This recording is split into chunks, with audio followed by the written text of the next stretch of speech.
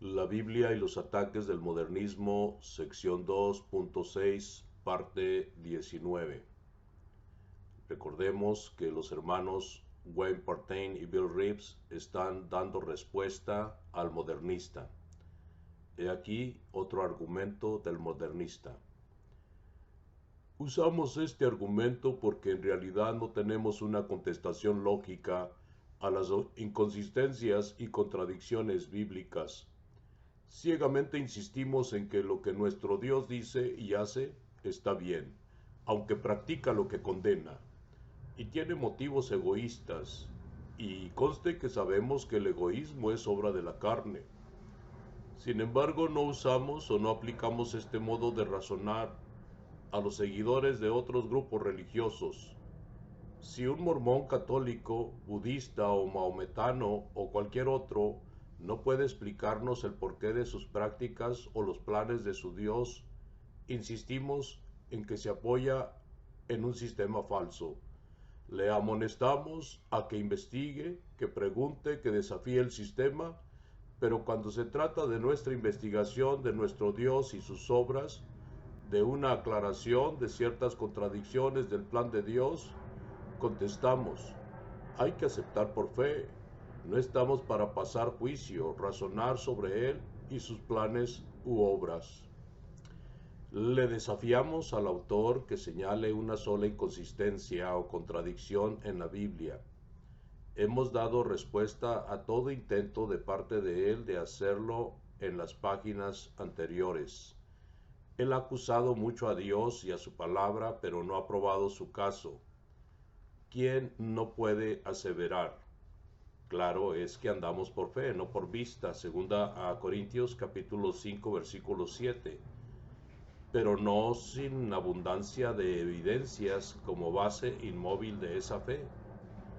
Pero él también anda por fe en la filosofía suya.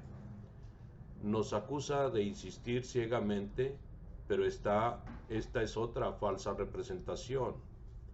Es fácil lanzar frases así. ¿No podríamos acusarle a él de lo mismo? Seguro que sí. Pero ¿qué probaría eso? Nada, en absoluto. El autor revela la pobreza de su posición al emplear tales tácticas, sencillamente por no poder el autor entender y explicar satisfactoriamente toda llamada inconsecuencia y contradicción.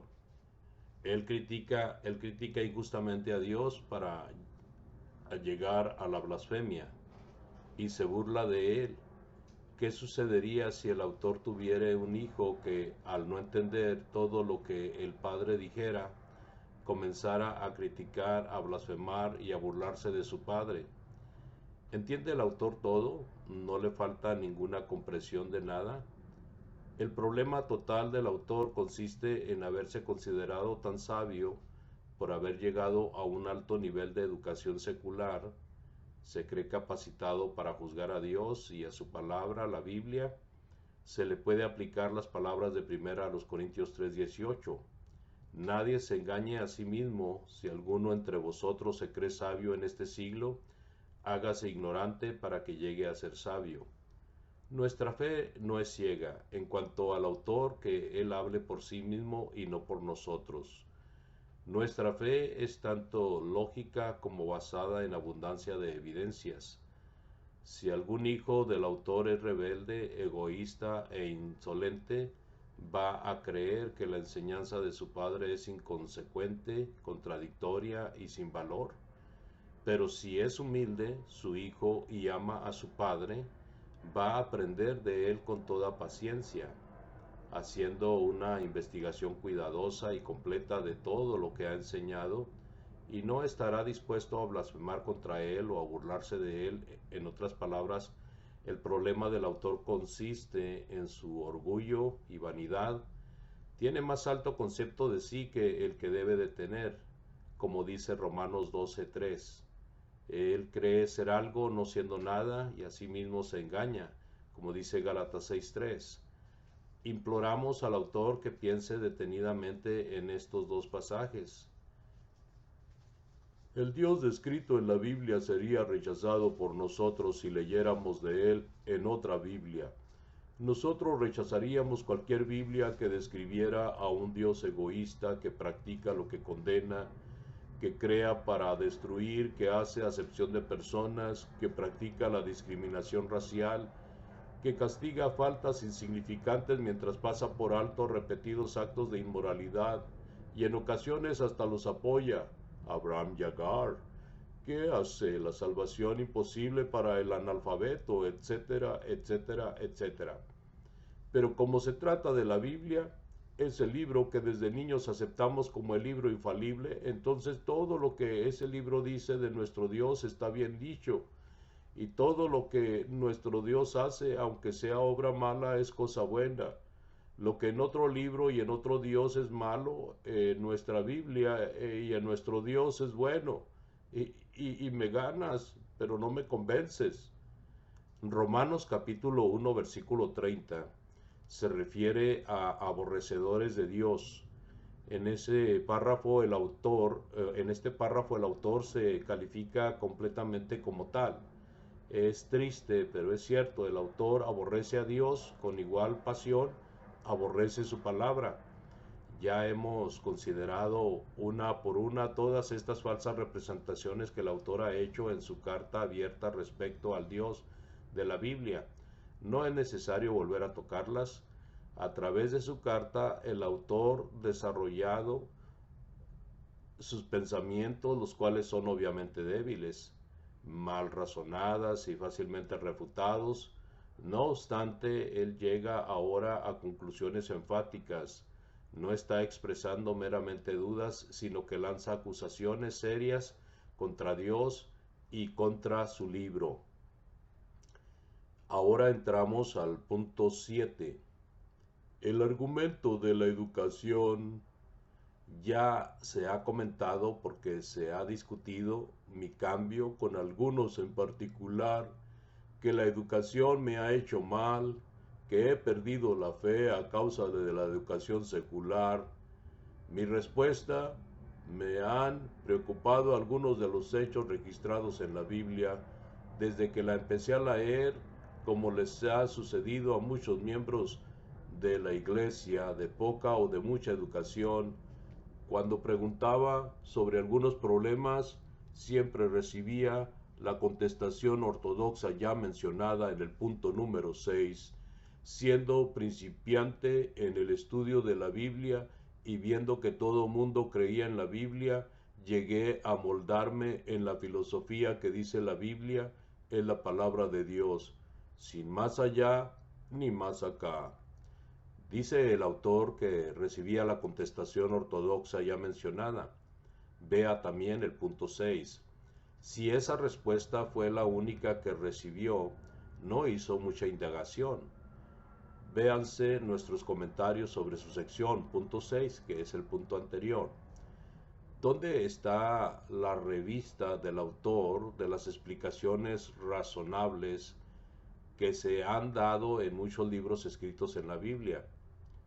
Estudió con cuidado y con actitud positiva hacia las escrituras, procurando ver las explicaciones respecto a nuestras contradicciones y discrepancias, o nada más preguntó a varias personas no estudiadas en esa materia.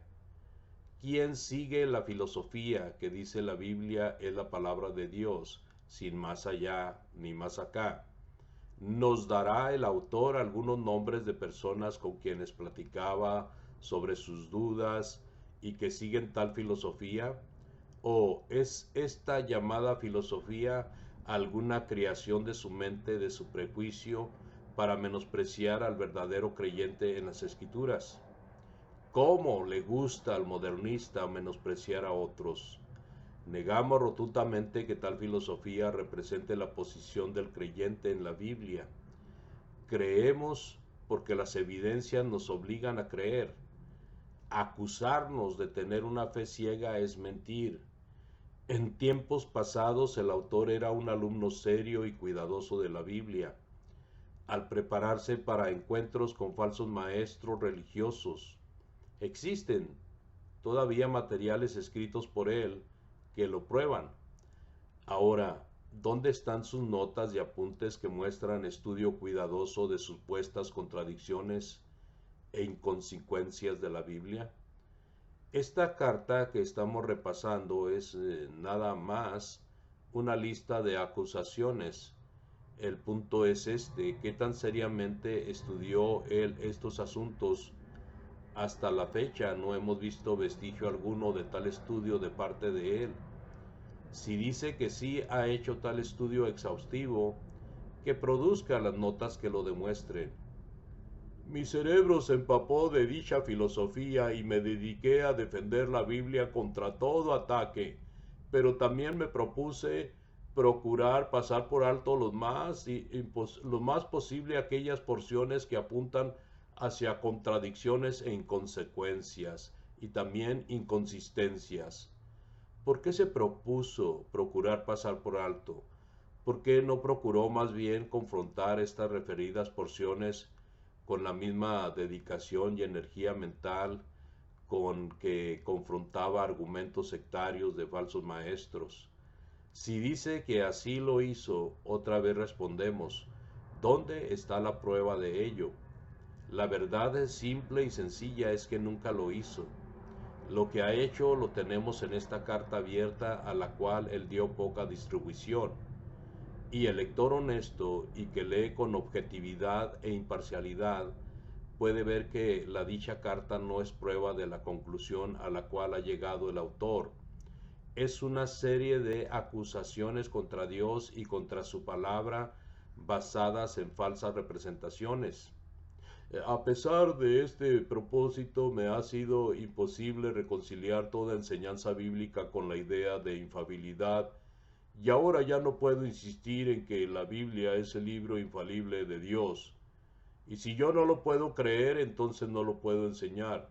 Note, el autor dice en este párrafo que no puede reconciliar toda enseñanza bíblica con la idea de la infalibilidad. Eso implica que hay una parte o partes que sí son infalibles. Le preguntamos, ¿cuáles son? Especifíquelas. No sea tan vago y general. Él va a terminar su carta diciendo: y si no puedo aceptar personalmente la infiabilidad de muchas de sus declaraciones, entonces sí puedo aceptar personalmente la infalibilidad de algunas de sus declaraciones. ¿Cuáles son? ¿Cómo sabe que son infalibles? Y literalmente declaraciones de Jehová Dios. El modernista es inconsecuente, no Dios. Él quiere aparecer como que cree y al mismo tiempo como que no. Creen en Dios y no creen en Él. Para él la Biblia es buena y no es buena, pero nunca especifica. No puede hacerlo y al mismo tiempo ser consecuente, y nadie lo sabe mejor que él. Él está tan enamorado de su inteligencia que se le olvida que otros también tienen un poco de educación y por eso pueden penetrar el velo transparente de sus tácticas de humana sabiduría. Continuaremos con la Biblia y los ataques del modernismo, sección 2.7, parte 20. Voz Andrés Pong.